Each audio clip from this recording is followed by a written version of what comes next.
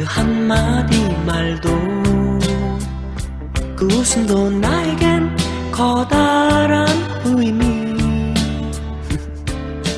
너의 그 작은 눈빛도 쓸쓸한 뒷모습도 나에겐 힘겨운 약속. 너의 모든 것은 내게로 와. 안녕하세요. 오늘은 영화계 90화고요. 저는 오늘서부터 주 진행자로 맡게 된 이명주라고 하고요. 명주가 진행을 하는 게 이런 포지션이 맞다는 이야기가 있더라고요. 그래서 명주의 진행으로 앞으로 저희 영화계가 진행될 것입니다. 저는 허효식입니다. 안녕하세요. 김정훈입니다. 네, 오늘의 영화는 최악의 하루입니다. 청취자님 희속 아이디 쓰시는 분이 제가 다루고 있는 사랑 특집에 최악의 하루를 한번 다루면 어떨 것 같냐라고 말씀 주셔서 혼자 관람을 해봤는데 나쁘지 않다, 괜찮다는 생각이 들었고 서촌이랑 남산 배경으로 펼쳐지는 이야기가 감정적으로 와닿는 부분이 저한테 있었고, 중간에 은희가 이야기를 듣다가 내가 사람 만나는 기계예요? 라고 하는 부분에서 이 영화 다루면은 괜찮을 것 같다, 내가 지금 다루려고 하는 대주제에 어울리는 것 같다라는 생각이 들어서 선정하게 됐습니다. 예, 그러면은 개요라든가 트리비아, 흥행 및 평가 같은 거 여러 가지 섞어서 설명 좀 부탁드리겠습니다. 네. 최악의 하루라는 제목이고요. 영어로는 Worst Woman. 네. 감독과 각본은 김종원 감독님이 맡으셨고, 제작사는 인디스토리, 배급은 CGV 아트하우스가 있습니다. 대충 7점에서 8점 정도의 전문가들의 평점을 받고 있고요. 여러 영화제 후보로 올라와 있는데, 그 중에 모스크바 국제영화제에서는 국제비평가 연맹상을 수상했습니다. 그리고 4회 무주산골 영화제, 17회 전국국제영화제에서 경쟁 부분, 영화창 부분에 후보로 올라와 있습니다. 참고로 제작비가 약 3억 정도 들었는데 크랭크 들어가기 이틀 전에 1억 5천만 투자가 무산되었다고 합니다. 그래서 1억 5천을 감독이 위험을 무릅쓰고 자신의 전 재산을 투자해서 3억을 맞춰서 촬영을 했다고 해요. 그리고 일반적으로 상업영화가 평균 40회에서 50회 차로 영화를 찍게 되는데 이 영화는 아무래도 제작비가 적다 보니까 16회 차로 끝냈다고 합니다. 그래서 감독이 3배 정도는 일반 상업영화보다 빠르게 찍었는데 생각보다 배우들이 경이로운 연기력을 펼쳐줘서 굉장히 만족했다는 후문이 있고요. 손익분기점이 5만 명에서 6만 명 정도입니다. 근데 9월 24일 토요일까지 약 7만 8천 명? 6천 명 정도 봐서 아마 8만 명을 넘기지 않을까라는 예상을 하고 있습니다. 좀 더 얘기를 하자면은 왜 남산과 서촌을 배경으로 정했냐? 이거에 대해서는 여러 가지 이야기가 있더라고요. 러시아의 한 영화를 보고 거리를 찍는 영화를 한번 봤는데 이러한 방식을 우리나라의 서촌과 남산에 적용하면 괜찮을 것 같다 라는 생각에 서촌과 남산을 배경으로 지금과 같은 묘한 분위기를 풍기는 영화를 만들게 되기도 했고, 사실 감독이 서촌에서 5년 정도 살았다고 하더라고요.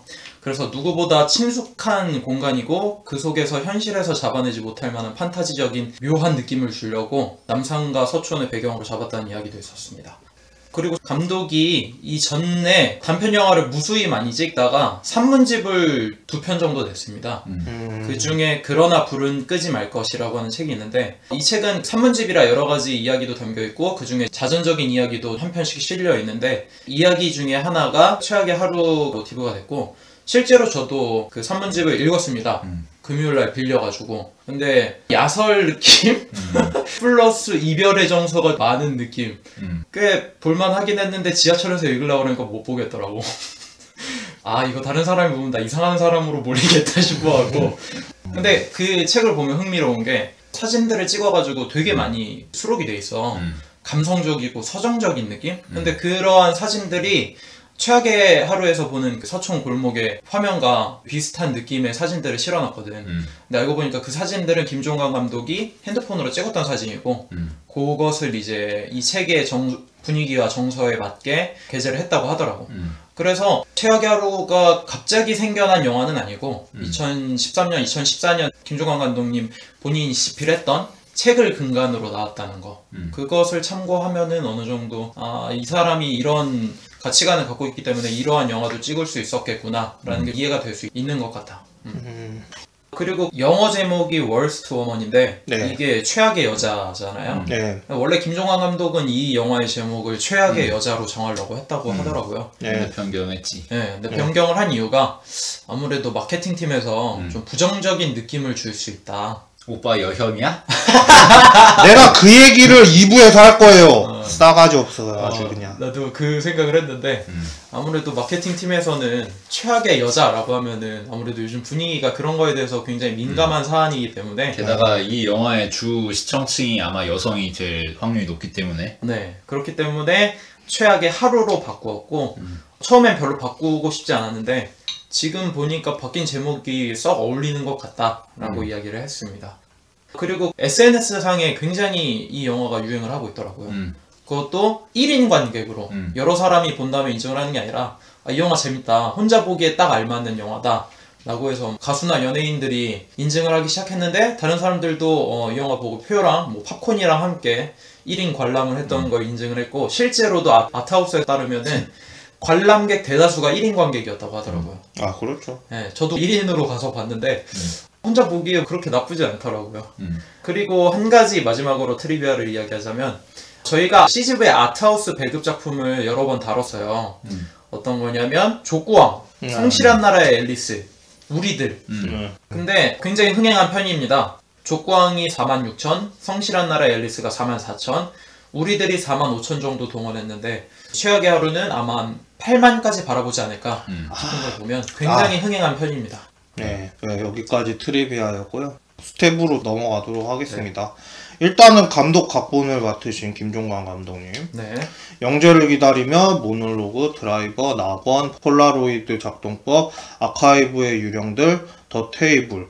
김종관 감독님은 조금만 더 가까이라고 하는 장편이 있기는 해요. 근데 사실 그거는 5편의 이야기가 모아진 옴니버스 영화라고 보시면 되고요.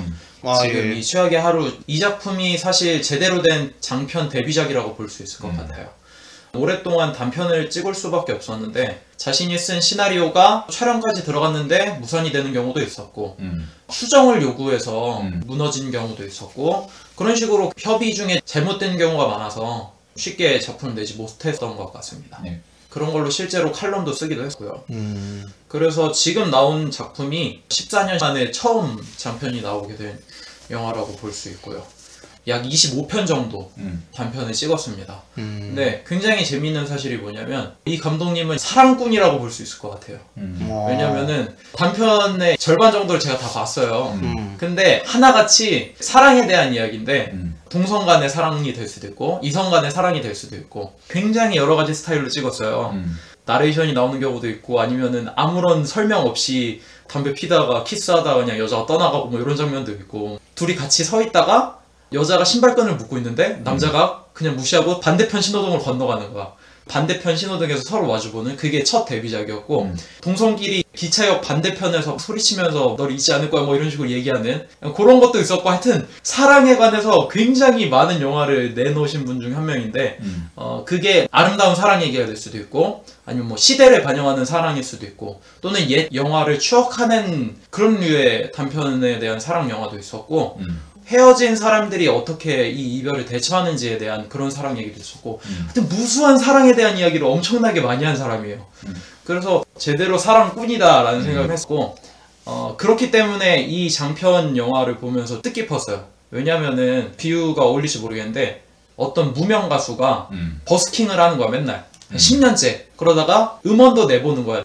근데 제작자를 못 찾는 거지. 자기 고집이 너무 세가지고. 그래서 10년 넘게 무명이긴 하지만 나름 이름은 있는 가수가 첫 앨범을 드디어 들고 온 거야. 그렇다면은 이 앨범에는 자신이 10년 동안 할 수 있었던 것 모든 진수가 담겨 있지 않을까. 난 그런 느낌으로 이 영화가 좀 보이더라고. 그런 장편 영화가 최악의 하루라고 볼 수 있고 김종관 감독님을 이야기할 때 폴라로이드 작동법을 빼놓을 수 없을 것 같아요. 네. 일단 이 작품은 레드페스트 디지털 영화제에서 관객상 페스티벌 초이스 어워드를 받았고 제주영화제 미장센 단편영화제에서도 심사위원 특별상을 받았습니다. 그 외에 부산국제영화제, 부천국제영화제 등등의 많은 영화제에 단편해가지고 초청을 받은 바 있습니다. 네. 김종관 감독님의 단편영화들은 많은 곳에서 찾아볼 수 있는데 감독님의 블로그가 있습니다. 김종관 감독 블로그 찾으면 나오고요. 검색하면 나오더라고요. 거기 블로그 들어가시면은 몇 편 실려 있으니까 궁금하신 분들은 보셔도 좋을 것 같고, 그 중에 저는 모놀로그라고 하는 단편을 굉장히 인상 깊게 봤는데, 한 여인이 있습니다. 바닷가에 가요. 추운 겨울날. 근데 나레이션을 해요. 자기가 여기 왔는데 바다 분위기가 어쩌고 그러는데 똥파리에 나왔던 양익준 감독이 갑자기 와갖고 찝쩍대는 거야. 그러니까 여자가 꺼지라는 식으로 하니까 벙쪄서 가. 그래서 막 우물쭈물하지 말란 말이야. 뭐 그런 식으로 하는데 이제 여자가 한탄을 하면서 왜 이 공간에 왔는지, 어떤 남자와 관련이 있는지, 그리고 그 남자에 대해서 어떠한 정서를 갖고 있고 마음가짐이 어떤지까지 나레이션과 표정 그리고 행동으로 보여주는데 굉장히 인상 깊더라고요. 다른 쓸데없는 장면 필요 없이 나레이션 플러스 여자 주인공이 행동하는 표정이나 몸짓만으로도 감정을 나타내는데 인상이 깊어갖고 별거 아닌 거 갖고도 감성을 건드려주는 느낌이더라고요. 그리고 뭐 조금만 더 가까이라는 작품은 옴니버스라서 크게 추천은 못 드리겠는데 재미는 있더라고요. 정유미와 윤계상 배우 둘이 나오는데 둘은 사실 헤어진 관계인데 정유미가 와서 이야기하는 거야. 너 때문에 나 연애 불구자가 됐다고. 멋지나더네. 그렇게 볼 수 있어. 근데 단편이라서 한 10분 정도밖에 안 돼서 그렇긴 한데 대사들이 연애 불구라는 얘기 자체도 웃기고, 여자가 자기 오늘 이쁜 속옷 입고 왔다고 안 볼 거냐고. 근데 둘은 헤어진 상태인데 남자는 되게 당황스럽잖아. 아니 우리 헤어진 사이인데 왜 자꾸 이러냐고. 그거에 대한 이유가 대화를 통해서 나타나는데 그런 지점을 되게 섬세하게 잘 포착하더라고. 이 영화를 내가 다시 이야기를 하는 이유가 여자 주인공 이름이 똑같아. 은희야, 둘 다. 그리고 남자도 현호일 거야, 남자 주인공 이름이. 그래서 왜 이름이 똑같냐에 대한 질문들이 있었는데 감독님이 등장인물 이름 짓기가 귀찮대. 그래서 1차적으로는 그냥 쓴 것 같고, 두 번째로는 정서가 맞아떨어진대. 그러니까 전작에서의 은희의 모습이 확장된 게 최악의 하루에서의 은희다. 관객과의 대화의 시간에서 직접 얘기를 했어. 뭐 전혀 접점은 없긴 한데 8, 90년대 한국 순정 만화에 그런 게 많긴 했지. 뭐 예를 들어서 이미라 같은 경우에는 모든 여주인공의 이름은 이슬비고 남자 주인공의 이름은 푸르메고 여자 주인공의 연적은 가시찔레고 다 이런 식이었어. 90년대 순정 만화 얘기해서 그런데 이분의 책이나 단편을 보면서 그런 뉘앙스가 좀 보이긴 했어. 90년대 순정인데 섹스가 들어간 약간 그 정도? 가벼우면서 간드러지기도 하고 약간 그런 느낌이 났어. 장진 감독이 캐릭터 이름 쓸 때 그런 거 하는 걸로 제가 기억을 하고 있는데. 통치성? 뭐 그러시는 분들도 계시죠. 설까치도 항상 설까치지. 독고탑, 마동탑 뭐 그런 거 있잖아요. 다 똑같지 사실. 예. 그리고 마지막으로 한 가지 더 이야기를 하자면은, 이분이 사람을 보는 시선 이야기를 하고 싶은데, 김종관 감독님은 사람 자체가 균형 잡혀 있다고 보지 않는다고 하더라고. 상대방이 어떤 관계인지 어떤 상황에 놓여 있는지에 따라 다른 면모를 보이기 때문에 그런 인간의 속성을 이번 영화로 풀어보고 싶다는 이야기를 하더라고. 그리고 또 한 가지 이야기하자면, 요즘에 사회적인 모순을 이야기하는 영화들이 많은데 자신은 그런 것보다는 자기 모순을 이야기하는 게 더 중요하다고 생각을 하더라고. 근데 그랬을 때 연애 이야기가 참 재밌다고. 왜냐면은 사람은 연애를 할 때 내가 얼마나 모순되어 있는지, 내가 얼마나 이상한 사람인지를 깨닫게 된다고. 그래서 연애 흐름을 보면 초반에는 상대방이 나를 어떻게 보느냐에 따라 그 관심이 굉장히 몰두되어 있는데, 연애가 끝나고 나면 오히려 나 자신에 대해 돌아보는 시간들이 많다고. 그래서 연애라는 도구를 통해서 인간의 속성을 보여주고 싶었다. 그리고 될 수 있으면 그것이 추악하거나 밉지 않게. 예, 그러면 여기까지 감독 이야기를 해봤고요. 그 다음에는 음악 감독님, 나래 감독님이시고요. 네. 대표작으로는 지나가는 마음들, 더 테이블, 최악의 하루, 사돈의 팔촌, 프랑스 영화처럼, 극적인 하룻밤, 자전거 도둑, 아카이브의 유령들, 이렇게 작품을 하셨습니다. 일단 지나가는 마음들, 더 테이블이라는 작품은 김종관 감독의 차기작입니다. 아, 예. 네, 이미 촬영을 어느 정도 하신 것 같고 내년쯤에 나온다고 하더라고요. 우리 명주가 좋아하는 임수정 양도 나오고. 예. 네. 카페에서 얘기를 하는 내용이라고 들었는데 섬세하고 재미있게 잘 찍지 않을까라는 생각을 해보고, 그리고 나래 감독님을 소개시켜드리는 이유는 일단 이 영화에서 가장 중요한 역할을 한다고 생각을 해요, 음악이.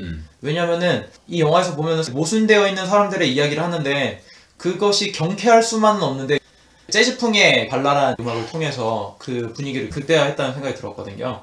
전작을 살펴보면 최악의 하루는 이번 거고, 더 테이블도 김종관 감독이고, 아카이브의 유령들, 또 몇몇 작품들이 나래 감독과 같이 했다는 걸로 알고 있고, 우디 앨런의 미드나잇 인 파리 같은 분위기를 살리려고 노력을 했다라고 이야기를 하더라고요. 그리고 참고로 한예리 배우와는 벌써 4번째 작품이라는 거. 사도의 8천 같은 영화도 제가 굉장히 재밌게 본 영화인데 이런 영화에서도 감정의 섬세함을 잘 포착해냈다는 생각이 들었고 나래 감독님이 왜 영화 음악 감독을 하게 됐는지 이야기를 좀 했는데 클래식 음악을 계속 할 수 있는 분야가 영화 음악이기 때문에 한다고 하더라고요. 이게 맞는 것 같아요. 제 친구 중에서도 직접 회사에서 작곡을 하는 친구가 있는데 클래식 음악은 만들기도 까다롭고 돈도 안 되고 그래서 클래식 음악 작곡가가 살아남기가 쉽지가 않은데 영화 음악 쪽에서는 어느 정도 살 길이 터 있는 것 같아서 이 말이 좀 맞는 것 같다라는 생각이 좀 들었습니다. 네, 지금서부터는 배우들에 대해서 소개해 드리도록 하겠습니다. 일단 주인공이죠. 은희 역할을 맡았던 한예리 배우. 네. 기린과 아프리카, 백년해로 외전, 남쪽으로 튀어, 코리아, 스파이, 동창생, 해무, 아카이브의 유령들, 극적인 하룻밤, 사냥, 춘몽 등에 나왔습니다. 척사방이지, 척사방. 그렇죠, 척사방. 맨날 육룡이 나르샤를 그렇게 언급을 해서 내가 깜짝 놀랐는데. 사실 육룡이 나르샤 본 적은 없다는 거. 야, 그게 더 큰 반전인데? 마이리틀 텔레비전도 나오고 예능도 이곳저곳에 나오시긴 하시더라고요. 일단 한예리 배우는 우스갯소리로 단편영화제의 전도연이다 라고 할 정도로 굉장히 단편영화제에서 맞는 말 같아요. 그런데 딱 두각을 드러냈고 특히 2008년 미잔센 단편영화제 심사위원 특별상 연기 부분을 기린과 아프리카라고 하는 단편으로 받았고 그 다음에 2010년에는 백년해로 외전이라고 하는 작품을 통해서 심사위원 특별상 연기 부분을 받은 적이 있습니다. 저도 이거 백년해로 외전을 보지는 못했는데 굉장히 호평이 많더라고요. 그래서 한번 볼만할 것 같다라는 생각이 들었고 단편이 아니라 장편에서는 백상예술대상에서 영화 부분 여자 신인 연기상을 코리아를 통해서 받았죠. 네. 그때 북한 선수를 연기했죠. 네, 그렇죠. 그 하지원 배우와 함께. 그래서 뭐 이때 북한 사투리를 쓰는 것 때문에 해무에 캐스팅됐다 뭐 이런 얘기가 좀 있다고 하더라고요. 저는 한예리 배우를 블라인드 시사회에서 많이 만났는데 스파이도 그 중에 한 작품이었는데 이게 문소리 설경구 주연의 액션 코미디물이었는데 폭망했죠. 이게 거기에서도 그 인질 역으로 나오는데 맨날 북한 역할로만 나오는 것 같아서 동창생도 심지어 북한 여자 같은 탑이 서울 남자 같고 반대여야 되는데 그렇게 보이기도 했고 해무도 마찬가지고 하도 그런 것만 나오다 보니까 우리 형이 야, 쟤 진짜 하나원에서 나온 사람 아니냐 하나원이래 뭐 그런 생각까지 했다고.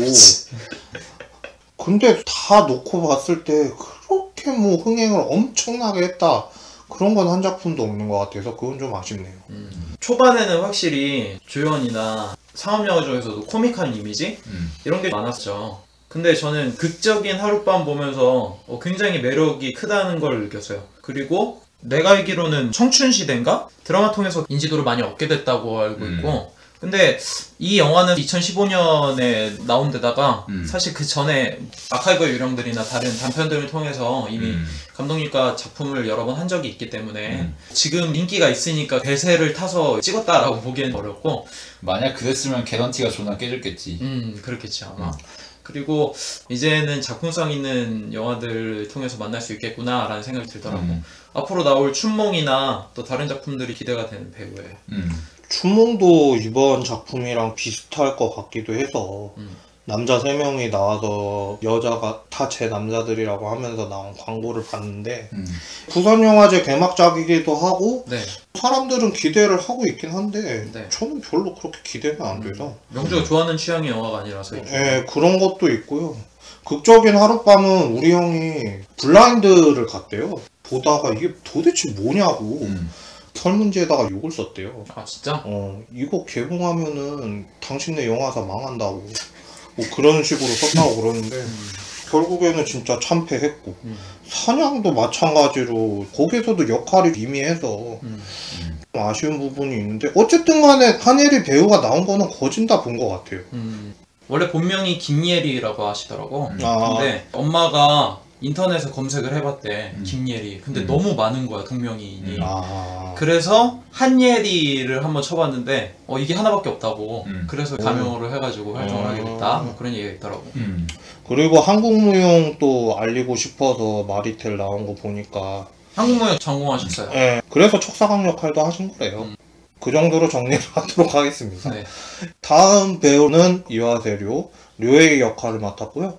심야식당 시즌1, 한여름의 판타지아, 바쿠만 등에 나왔습니다. 일단 유아세료 배우는 우리나라에는 한여름의 판타지아를 통해서 얼굴을 제대로 알렸고, 이분을 캐스팅하게 된 계기도 한여름의 판타지아입니다. 한여름의 판타지아가 우리나라에서 굉장히 잘 됐잖아요. 네. 그래서 무대 인사를 하러 오게 됐고, 인사를 하는 도중에 김종관 감독과 만나게 됐습니다. 그래서 김종관 감독이 시나리오를 쓰는데 이 배우가 이 연기를 해줬으면 딱 좋겠다라는 생각이 딱 들어서 아마 이 배우가 없었다면 그 역할도 없었을 거라고 얘기하더라고요. 그래서 실제로 캐스팅 제의를 했고 오케이 했고 일본으로 갔는데 김종관 감독이 일본까지 찾아가서 꼭 나와달라 라고 부탁을 해서 이 배우도 이 사람이 이렇게 정성 쏟는 거 보니까 믿고 출연할 만 하겠구나 싶어서 나오게 됐다 라고 얘기를 하더라고요. 네, 여기서 나오는 역할이 작가인데 전작들 보니까 바쿠만 같은 경우에는 편집장 쪽으로 제가 해서 본 것 같은데 센 역할을 맡기에는 배우 성격 자체가 굉장히 부드럽고 편안해서 임팩트를 주긴 어려울 것 같은데 이런 영화에서 정말 최적화된 분이라는 생각이 들고 관객과의 대화 영상 1시간짜리 봤는데 거기서도 말할 때 표정이나 억양을 보니까 영화에서랑 거의 비슷하더라고요. 그러니까 연기를 한 게 아니라 그냥 자기 자신이 하던 모습 그대로 영화에서 나온 것 같아서 그 톤 그대로. 근데 영화에서도 보면은 순박한 것 같기도 하고 되게 착해 보이고 긍정적인 나긋나긋하지. 그런 분위기가 있는데 실제로 말할 때도 그런 거 보니까 풍기는 뉘앙스가 되게 좋다라는 생각이 들어가고 신기한 배우라는 생각이 들었어요. 네. 그러면은 다음 배우로 넘어가도록 할게요. 특별 출연으로 나오신 이희준 배우고요. 운철 역할로 나오셨고요. 네. 밀양, 부당거래, 퀵, 범죄와의 전쟁, 화차, 차영사, 감기 해무, 오빠 생각, 로봇소리, 그리고 드라마로는 넝쿨채 들어온 당신, 내조의 여왕, 직장의 신 등에 나왔습니다. 영화 필모보다는 드라마 필모가 더 강하신 분이라 가지고 이희준 배우는 운철이란 역할을 통해서 관객들에게 강한 임팩트를 남긴 것 같고 내가 봤던 어떠한 찌질남 중에서도 최고의 찌질남이 아닐까라는 생각이 들어서 너무 큰 충격을 받았고 재밌었어요. 일단 이 배우는 원래 연기가 꿈이 아니었습니다. 아버지가 공대 쪽 가면 밥 빌어먹고 살 수 있고 인문계 쪽 가면은 돈 더 달내면서 살 거다. 어떻게 할 거냐? 가업적으로 얘기를 해갖고 영남대 공대에 진학을 했는데 원래 군대를 가기로 예정이 돼 있었는데 사고가 나가지고 무슨 사고? 갑상선이 터졌다고 하더라고요. 아이고. 한쪽이.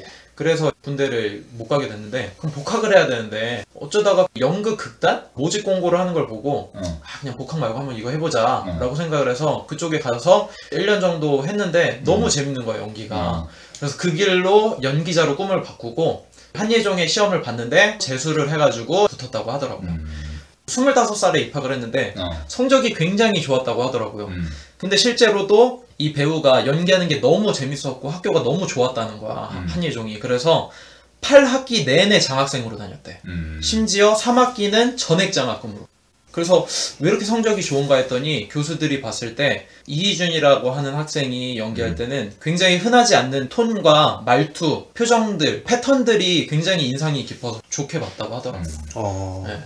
작품은 거의 다 본 것 같은데 저는 최고로 꼽는 게 나오지는 않았는데 가제로 여교사로 나왔는데 거기서도 찌질남으로 나와요. 인상 깊게 본 것 같고 감기에서도 연기도 좀 인상 깊고 직장의 실에서도 김혜수를 짝사랑하는 그런 순정남으로 나오는데 되게 답답해요.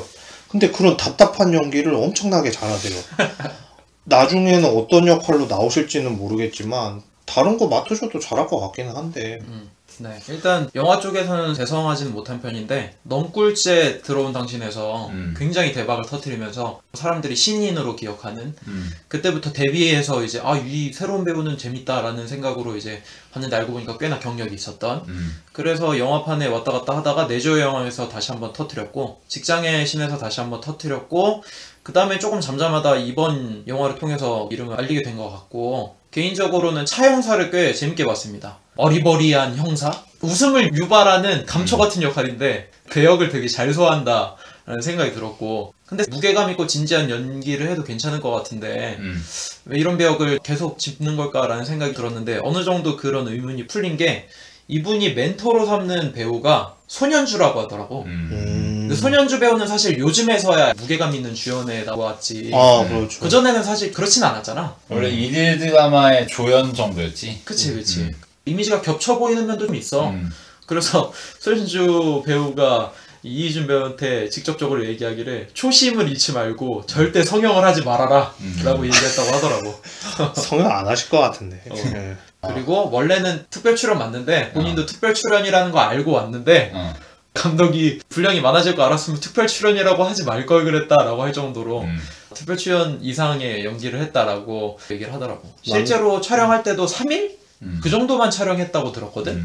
그 안에 뽑아낸 연기인 거지, 다. 그렇군. 그러니까 감독으로서는 놀랍게 생각할 수밖에 없었다고 얘기를 하더라고.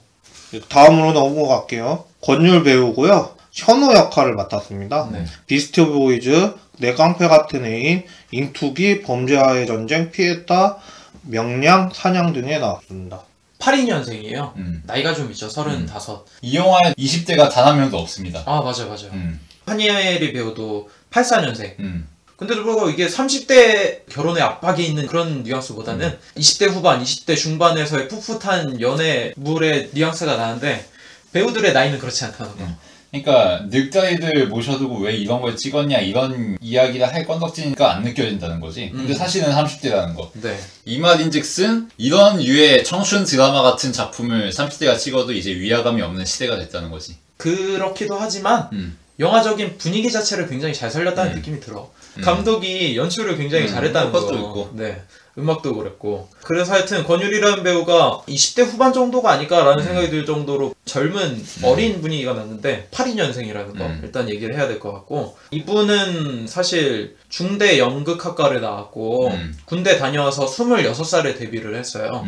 근데 그때 동시에 배우로서 데뷔한 박보영이라든지 또 남자 배우 하여튼 비슷한 연령대 데뷔를 했던 배우들에 비해서 굉장히 대성하지 못해서 아쉬워하는 느낌이 많더라고요. 82년생이면 레전드가 많지. 26살에 데뷔를 했을 때 동시에 데뷔했던 배우들에 비하면은 가장 뒤처져서 마음고생이 많았다고 하더라고요. 잘생긴 얼굴이잖아요. 그치. 주연 맡을 얼굴. 그래서 항상 데뷔 때는 그런 거를 고집했다고 하더라고요. 연기할 때도. 근데 점점 안 풀리는 거야. 그래서 잉투기라든지 범죄와의 전쟁에서 단역이라든지 피아타에서 기타 치는 역이라든지, 그러니까 네임밸류가 떨어지지만 그치. 이제는 이런 거라도 해야겠다, 여러 가지 작품 찍겠다라는 마음가짐으로 이제 점점 작품에 임한다고 얘기를 하더라고요. 명량에서 최민식의 아들로 나왔고, 식사를 합시다라고 케이블 방송에서 했던 드라마. 근데 SNL을 한번 나온 적이 있었는데 이 배우가 메인으로 나온 호스트임에도 불구하고 두각이 안 나타난 것 같아가지고 쭈구리였다. 그러면 얘기하고 싶은데, 관객과에 대할 때 모습을 보니까 극 중에 나오는 권율의 모습과 크게 다르지 않았어요. 그러니까 욕하고 막말한다기보다는 연예인으로서 다재다능하고 눈치 빠르고 말 재밌게 하는 그런 거 있잖아요. 능글맞게. 그런 모습이 관객과에 대해서 보였는데 굉장히 분위기를 잘 띄우더라고. 위트 있는 장난이나 농담 그런 것도 잘하고 진행을 잘한다는 생각이 들었어. 진행자가 아닌데도 불구하고. 그리고 SNL이나 이런 데서는 안 어울린다는 생각이 들어. 나는 정준호 배우가 떠오르더라고. 그래 비슷하다. 그러니까 이 사람이 내가 봤을 때는 삶의 태도나 자신의 행동거지가 SNL처럼 너무 싸고 적나라한 것까지는 안 어울리고 분위기 있는 그런 위트 있는 재미에서는 좀 어울리는 것 같고, 그런 생각을 하게 된 이유 중에 하나가 친이모가 최명길 탤런트 연기자예요. 그래? 네. 최명길입니다. 연기 금수저네. 그렇죠. 그렇기 때문에 본인도 굉장히 데뷔할 때 괴로울 수밖에 없다는 생각을 하게 되죠. 이모부가 김한길인 거 아니야, 그거? 그치. 이모부가 김한길이고. 또 정치 쪽으로 넘어가지 마. 근데 맞아. 진짜로 그런 뉘앙스가 벌써 보이잖아. 외모에서는 솔직히 좀 잘생겼지만 그냥 독립영화에서 많이 나온 배우인가 보다 이렇게 생각할 수도 있는데 사실은 친이모가 최명길이라는 거. 아우라가 보이잖아, 사실. 최명길이 어떤 배우야? 되게 무겁고 중후하고 그런 배우잖아. 그치, 용의 눈물의 이방원 마누라 아니야. 그니까. 이방원하고 맞짱 뜨는. 그런 배우가 친이모고 자기도 그런 피해를 받았을 텐데 본인도 굉장히 답답했겠지. 그리고 이 배우의 평소 분위기 자체가 그런 느낌이 있어. 되게 싸지 않은 그런 뉘앙스가 있어. 그래서 배역만 잘 맡으면 정준호 포지션에 나중에 좀 가지 않을까. 정준호도 정치가 그런 이미지가 좀 있잖아. 이제 악수도 많이 하겠구만 이제. 배우들 중에. 아, 그러니까 송일국 같은 뭐 이런 거구만. 그러니까 잘 풀리면 송일국이고 안 풀리면은 정준호보다 좀 아니야, 야 정준호도 안 풀린 게 아니라니까. 그러니까 정준호보다 가볍게 갈 수 있다고. 그래. 안 풀리면 은지원이지, 은지원. 그치, 은지원이지. 친인척이 박근혜인데. 그래, 하여튼. 이상한 데로 빠진 것 같은데. 다음 배우는 형경 역할을 맡았던 최유아 배우, 러브픽션, 세시봉, 비밀은 없다, 밀정 등에 나왔습니다. 이분 전작을 제가 다 봤어요. 그래서 딱 보자마자 아, 이 배우 여기서도 나왔네. 그래서 이 사람이 이 영화에 나오면 분위기가 확 지금 달라지잖아. 이 배우 되게 섹시하게 생겼잖아. 이 영화 미인이지. 분위기에서는 확 반전이 되잖아. 그래서 아, 과연 이 배우를 어떤 식으로 쓸까에 대해서 굉장히 궁금했는데 좀 썼지. 방점을 팍 찍어주고 빠진다는 느낌 때문에 굉장히 인상이 깊었고. 시발 꿈. 그리고 이 배우는 전작에서도 되게 예쁜 조연 역할을 많이 했었는데 밀정에서도 나왔고 비밀은 없다에서 선생님으로 나오는데 임팩트 있는 연기였어. 그리고 인터뷰 같은 거 나왔더라고요. 네. 새로운 신스틸러다 그러면서 이 배우가 나온 영화들이 문제작도 좀 있었고 화제성도 많아가지고. 참고로 이분도 30대라는 거. 아 그렇죠. 이분도 30대였습니다. 마지막 배우로 넘어갈게요. 규환 역할을 맡은 김준범 배우. 네. 두근두근 내 인생, 조선 명탐정, 성남 변호사, 극적인 하룻밤 등에 나왔습니다. 출판사 사장인데 임팩트가 있어갖고 그 일본인인 줄 알잖아요. 딱 봐도 이 사람 일본어 구사하고 생긴 거 자체가 오타쿠라고 생각할 수 있는 그 전형으로 보이잖아. 한국어를 하자마자 경악을 했던 일본어를 굉장히 능청스럽게 잘해가지고 그래서 전작을 보니까 두근두근 내 인생이나 조선명탐정, 성남변호사, 극적인 하룻밤 다 있었는데 대부분 거의 다 단역이었어요. 근데 지켜볼 만한 여지가 있는 배우가 아닐까 라는 생각이 들었어요. 되게 능청스럽게 연기를 너무 잘하더라고. 능글능글하고 참 잘하시죠. 깜짝 놀랐어. 자기 이혼당해서 이제 더 이상 못한다고. 마누라가 갑이라고. 그리고 난 당신 정말 팬이라고 이러면서 끝까지 얘기할 때 보니까 아, 이 배우 좀 재밌겠다, 좀 잘 써먹으면 좋겠다라는 생각이 들어가고 여러 영화에서 보고 싶어요. 여기까지 해서 배우들 설명 끝났고요. 잠시 후 2부에서는 간단한 줄거리라든가 캐릭터, 장점, 단점 이야기들, 주제 이야기들 나눠보도록 하겠습니다. 2부에서 뵙겠습니다.